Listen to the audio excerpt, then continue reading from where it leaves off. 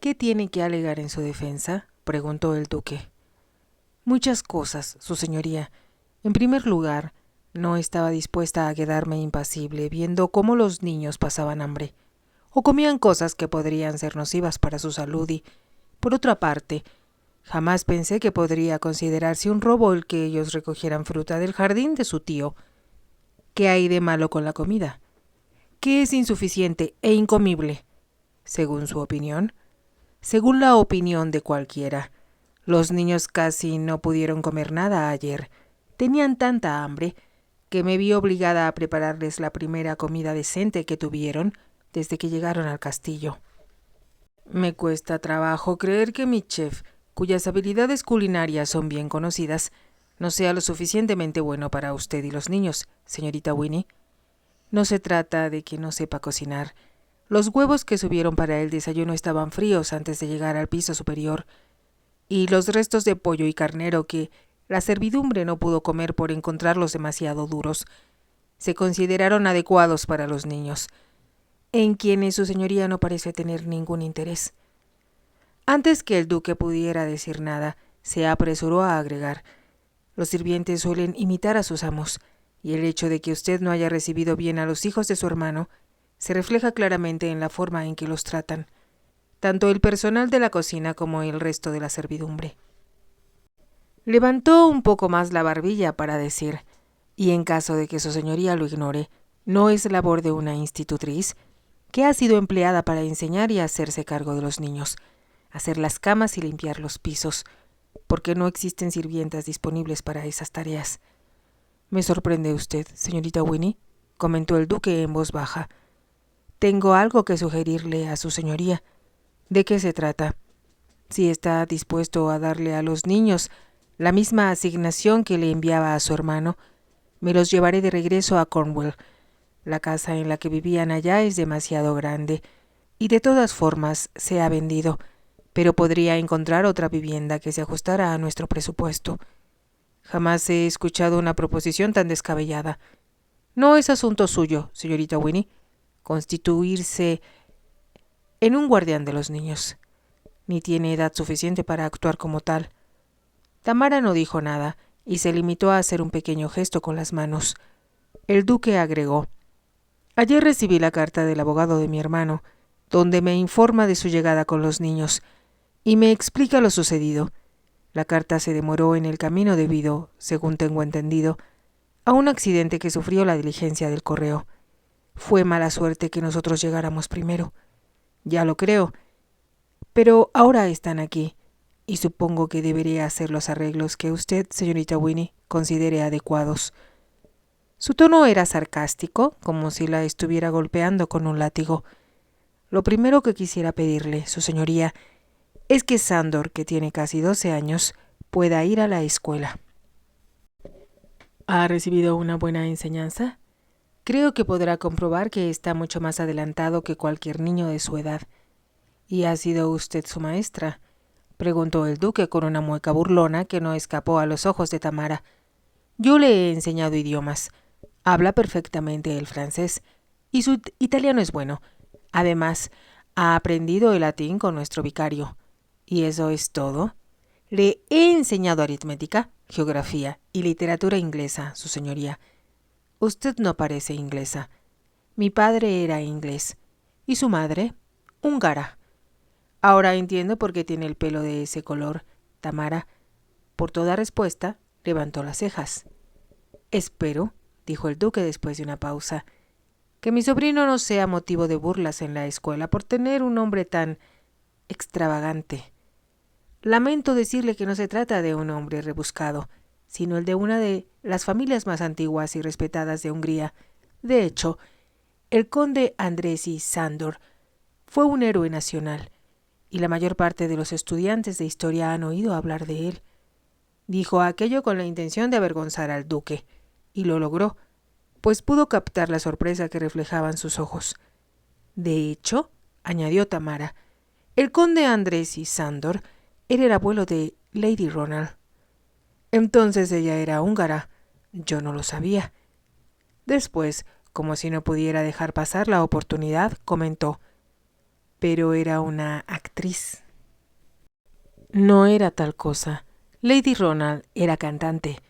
Tenía una voz especialmente privilegiada y cantó durante 2 años con una compañía de ópera particular, porque era la única manera de pagar el largo tratamiento médico de su madre enferma. Al ver que el duque arqueaba las cejas, sorprendido, continuó diciendo: «La compañía de ópera se encuentra ahora bajo el patrocinio de la condesa de Rockingham, quien podría informarle más al respecto si su señoría estuviera interesado». El duque estaba obviamente confundido. «¿La condesa de Rockingham? Pero, si es parienta mía, he oído hablar de esa compañía de ópera a la cual ella patrocina y, además, estoy abonado a ella». Entonces ya comprenderá que Lady Ronald no era una actriz, en el sentido que se da habitualmente a ese término. «Es indudable que usted sabe mucho más de ella que yo, señorita Winnie». Hablaba con sinceridad, y Tamara agregó en un tono diferente de voz: Yo no solo era la institutriz de los hijos de Lady Ronald, sino que además tuve el privilegio de contar con su amistad, porque ambas eran húngaras. Ya le he dicho, su señoría, que mi padre era inglés. ¿Y considera usted que, siendo inglesa solo a medias, está capacitada para enseñarle nuestra literatura a mis sobrinos? La voz de Tamara revelaba una sensación de triunfo al responder: Mi padre, su señoría, fue profesor de la Universidad de Oxford, un hombre de gran reputación que publicó 8 libros sobre los clásicos, elogiados por la crítica.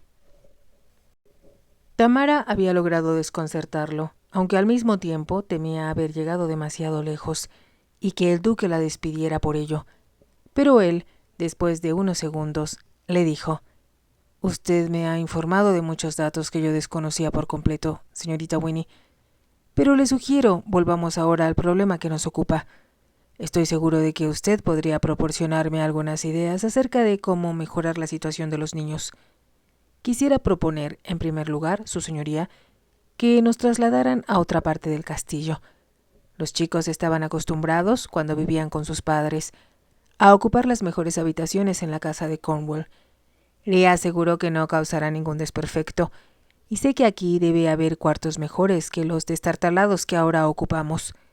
«Entiendo», respondió el duque con frialdad, «y creo que sería una buena idea que pudiéramos hacer uso de algún comedor cercano a la cocina, a fin de que la comida no llegue fría, y, si se me permitiera hacer una lista de los menúes adecuados para conservar la buena salud de los niños, creo que se ahorrarían problemas futuros».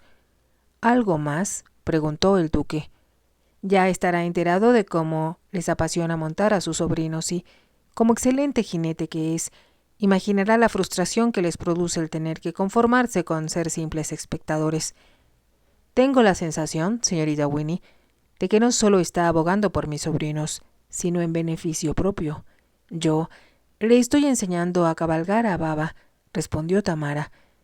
«Hay muchos caballos en los establos», dijo el duque, «y estoy seguro de que tanto usted como Sandor podrían ejercitarlos también como cualquiera de los mozos. Veré si es posible adquirir ponis para las niñas». Los ojos de Tamara se iluminaron de alegría. «¿Habla en serio? Eso significaría para ellos más que nada en el mundo, y los ayudaría a olvidar que han perdido a sus padres». El duque advirtió el tono de ternura con que ella pronunció aquellas palabras. «Espero, señorita Winnie», repuso, «que en cuanto pongamos en práctica todos estos cambios, estará usted satisfecha». Una vez más, Tamara se dio cuenta de que se burlaba de ella. «Ah», dijo, «hay una cosa más, su señoría». «¿De qué se trata?». «Espero que no olvide lo que hablamos acerca de la escuela de Sandor. El niño necesita compañeros de su misma edad y recibir lecciones. Ya le he dicho que lo tendré en consideración. Entonces solo me resta agradecerle tanta generosidad». Tamara hizo una reverencia, consciente de que, en aquel momento, los ojos del duque estaban fijos en su rostro. Finalmente, cuando se volvió para retirarse, lo escuchó decir: «¿Los libros de su padre estaban firmados con su nombre? Haré investigaciones para ver si cuento con ellos en mi biblioteca. En caso contrario, será una omisión que remediaré de inmediato». Tamara contuvo el aliento, pero dándose cuenta de que no podía agregar nada, volvió a hacer una reverencia. «Le estoy muy agradecida a su señoría». En aquel momento, Tamara comprendió que había cometido una terrible equivocación y que el duque se había dado cuenta de ello, pero subió corriendo la escalera, emocionada ante la noticia que debía darle a los niños. Qué tonta fue al decir que su padre había sido profesor de la Universidad de Oxford. ¿Por qué no habría dicho que se trataba de su tío o de cualquier otro pariente? De todos modos, como el duque sabía tan poco acerca de su hermana, era muy probable que ignorara que su apellido era Selincourt. «He ganado la batalla en muchos aspectos», pensó, «aunque mi posición es muy vulnerable, y él puede descubrirme en cualquier momento». Era un pensamiento muy inquietante, pero trató de olvidarlo pensando en la alegría que sentirían los niños cuando les dijera lo de los caballos.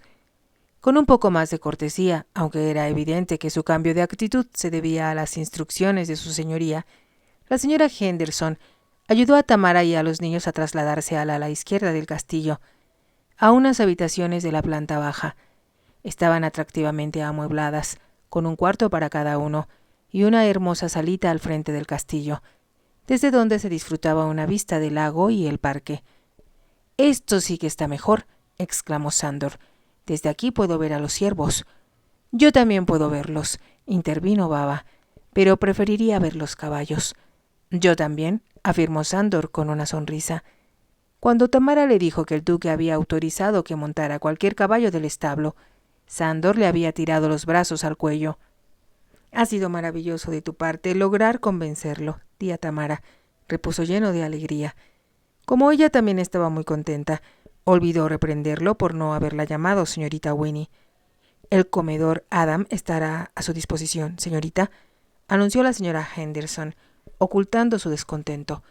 «Y tengo entendido que una de mis doncellas se ocupará de la limpieza de estas habitaciones. Además, habrá un lacayo a su disposición para servir la mesa». «El duque nos está tratando como a reyes», le dijo Tamara a Sándor cuando la señora Henderson se marchó. «Es lo menos que puede hacer», aseguró el niño, «ya que, si él muriese, yo sería el duque». Tamara lo miró sorprendida. Jamás había pensado en eso. Claro que sí. Papá era su heredero hasta que murió.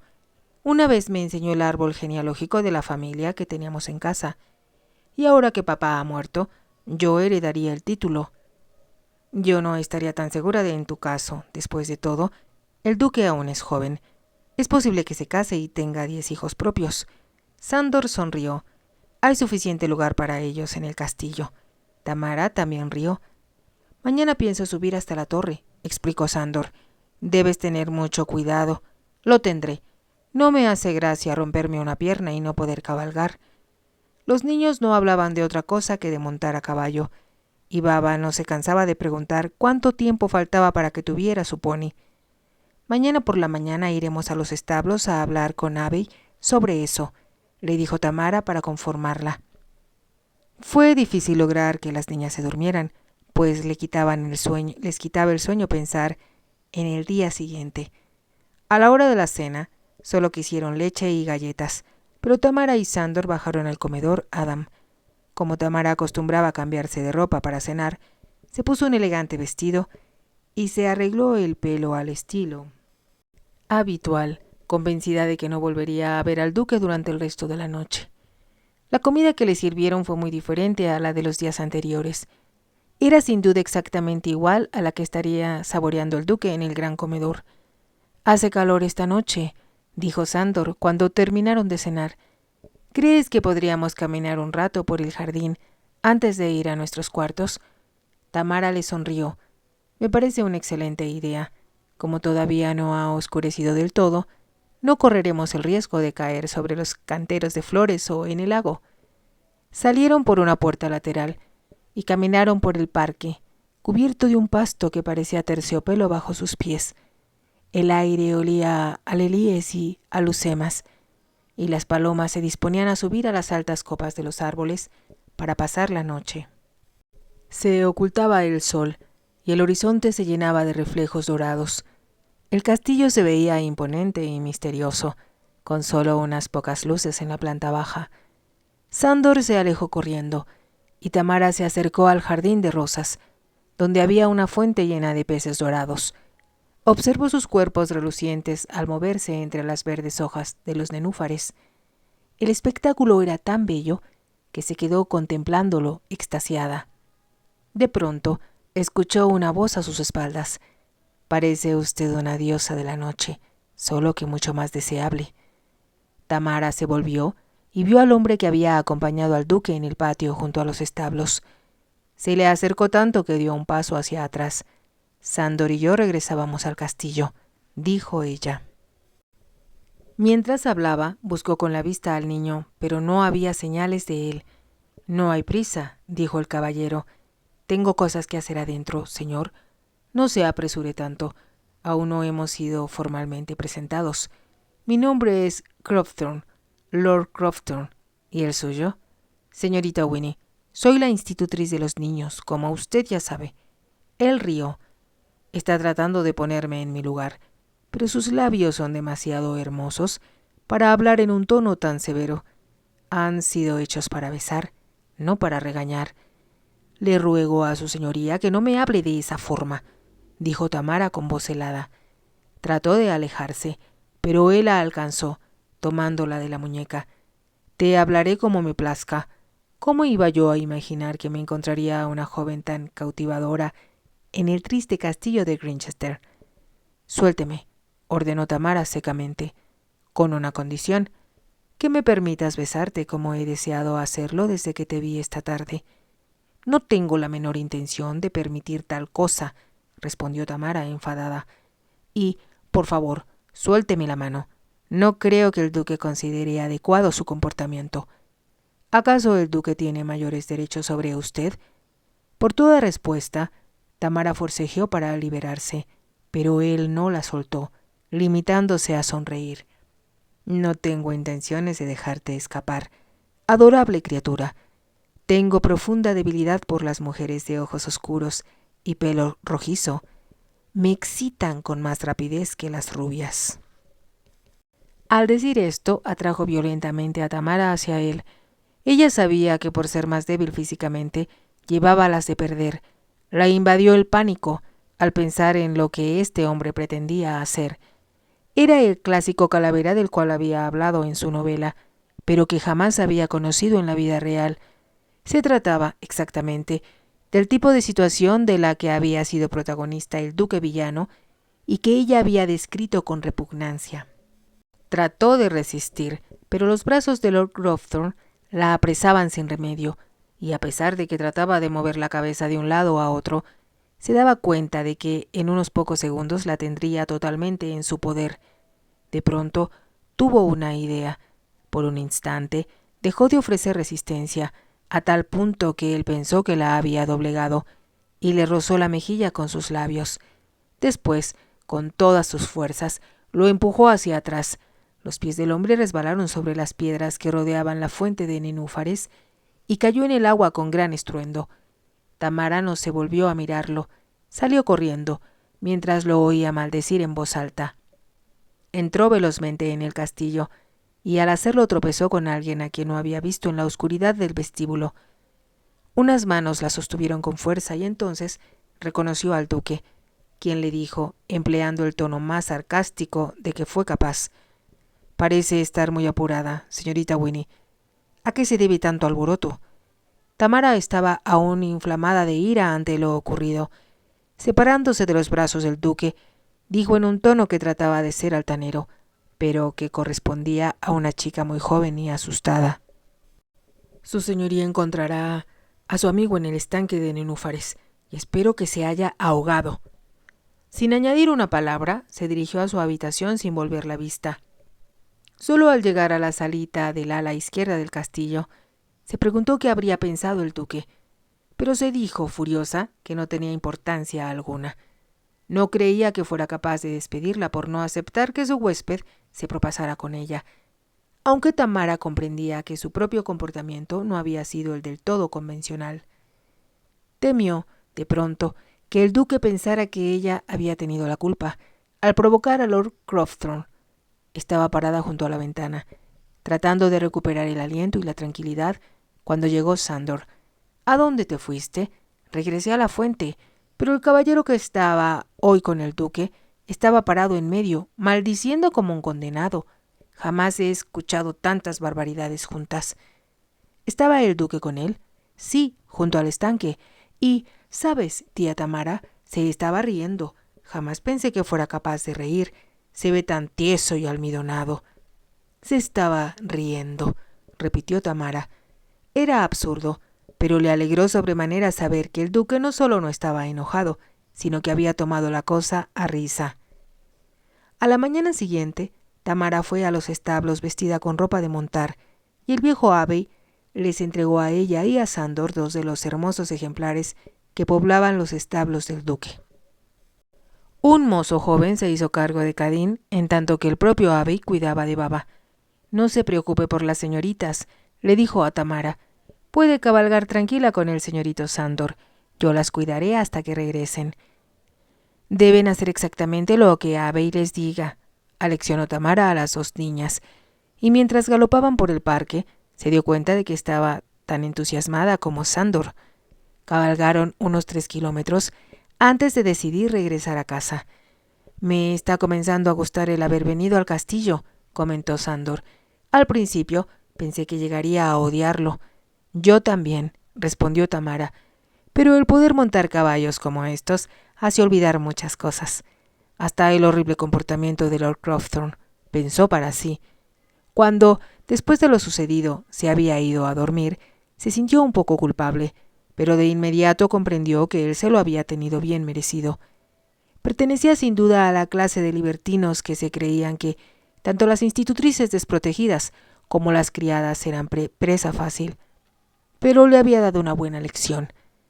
A pesar de la antipatía que le inspiraba el duque, estaba convencida de que él jamás sería capaz de una acción similar.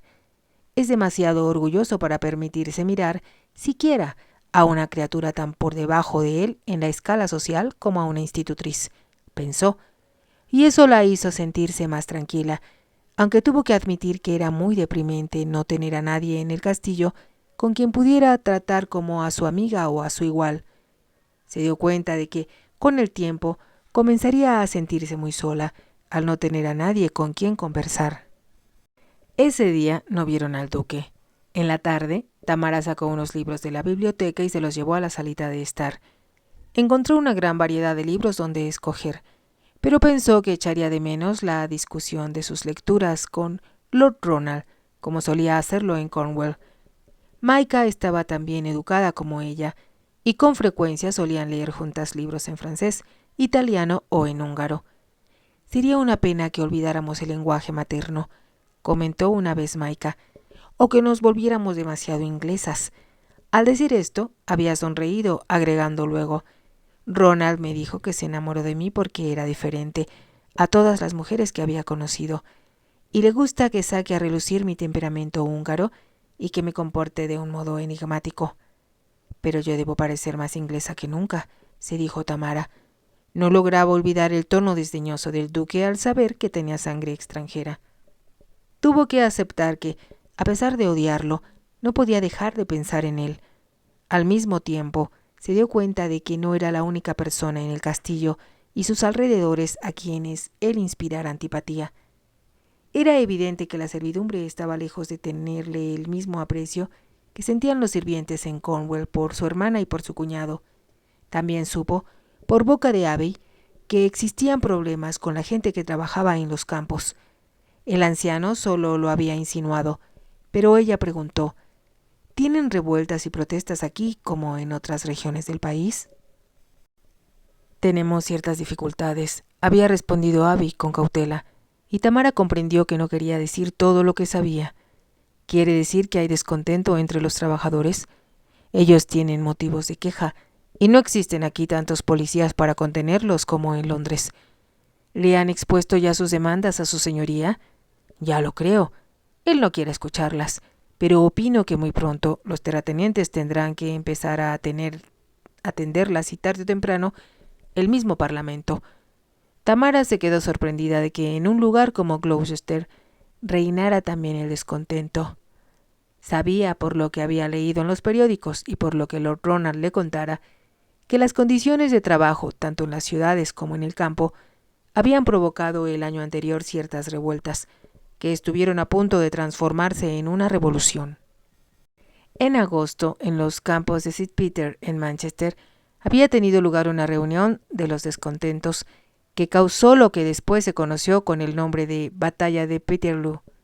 Cientos de hombres y mujeres desarmados habían sido derribados por los sables del cuerpo de caballería del rey, quedando gravemente heridos o muertos. El hecho había conmocionado a todo el país, provocando un odio de clases que, según Lord Ronald, recaería por años, y tal vez por generaciones, en los terratenientes. Todo había comenzado con la creciente preocupación por los crímenes que se cometían contra niños en las grandes ciudades como Londres.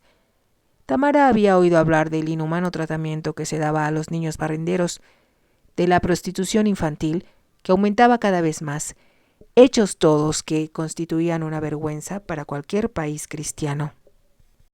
Pero jamás pensó que ello llegaría a afectar a la gente que vivía en el interior del país, hasta que supo que las injustas condiciones de trabajo y los bajos salarios habían provocado también motines y revueltas entre los campesinos.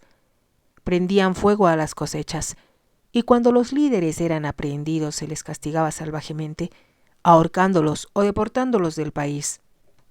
Se preguntó cuál sería la actitud del duque ante aquellos sucesos. Estaba convencida de que, debido a su arrogancia y al desdén con que trataba a los más débiles que él, se ganaría sin duda la enemistad de estos. Descubrió que, después que el duque hubiera leído los periódicos del día, ella podía conseguirlos al día siguiente de manos del encargado de la biblioteca. Comenzó a leer los debates del Parlamento y la información proveniente de otras partes del país, y se preguntaba si al duque, que era un terrateniente tan poderoso, no le preocuparía lo que pudiera suceder en sus propias posesiones. Trató de hablar con el viejo bibliotecario, pero éste solo parecía interesarse en las cosas del castillo, dando la impresión de que hacía ya mucho tiempo que había olvidado el mundo que lo rodeaba. Tamara no volvió a ver a Lord Cropthorne y supo que había abandonado el castillo. Esperaba que el duque la mandara llamar para reprenderla por su comportamiento hacia su amigo, pero los sirvientes le informaron que había salido a hacer unas visitas. Ello la dejó en completa libertad para moverse por donde quisiera. Acompañada de los niños, recorrió todas las habitaciones, la capilla, el salón de fiestas, el invernadero y, por supuesto, la torre normanda, que fascinaba a Sándor. Si conociéramos a otros niños, podríamos jugar a las escondidas, comentó Cadín con cierta tristeza. Me parece una excelente idea, aprobó Tamara. Trataremos de averiguar si hay niños por los alrededores a quienes podamos invitar a tomar el té. Como comprendió que a Cadín y a Baba les aburría permanecer en la torre, les prometió que al día siguiente irían a los campos de heno y tendrían un pequeño picnic a la hora del té. El lacayo que pusieron a su servicio se mostraba dispuesto a complacerlos en todo, y les preparó una cesta con víveres. Las niñas se pusieron los sombreros para protegerse del sol, y Tamara salió con su sombrilla. La época en que se preparaba el forraje para el ganado era de gran diversión en Cornwall. A los niños les encantaba ayudar, aunque con frecuencia estorbaban a las mujeres que amontonaban el grano en lo que ellos describían como pequeñas tiendas de indios, para que se secara al sol. Más allá de los jardines, encontraron un enorme campo de heno recién cortado que se había dejado secar al sol. No había nadie en los alrededores, por lo que se encontraban solos. Sándor comenzó a jugar con Cadín, tirándole heno. Tamara se unió a ellos, y pronto aquello fue una batalla campal hasta que, exhausta, se sentó en el suelo para descansar. Los niños, con alegres gritos, le echaron heno hasta cubrirla casi por completo.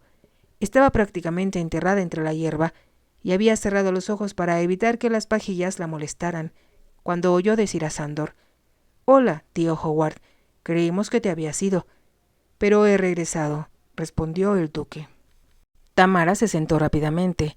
Junto a ellos estaba el duque, montado en uno de sus hermosos caballos, y ella, un tanto avergonzada, pensó en el deplorable aspecto que tendría, sepultada por una montaña de heno hasta la barbilla. Su cabello, despeinado y suelto a consecuencia del juego, tenía también enredadas algunas secas pajillas y caía sobre sus hombros. Se puso de pie. tratando de alisarse la falda.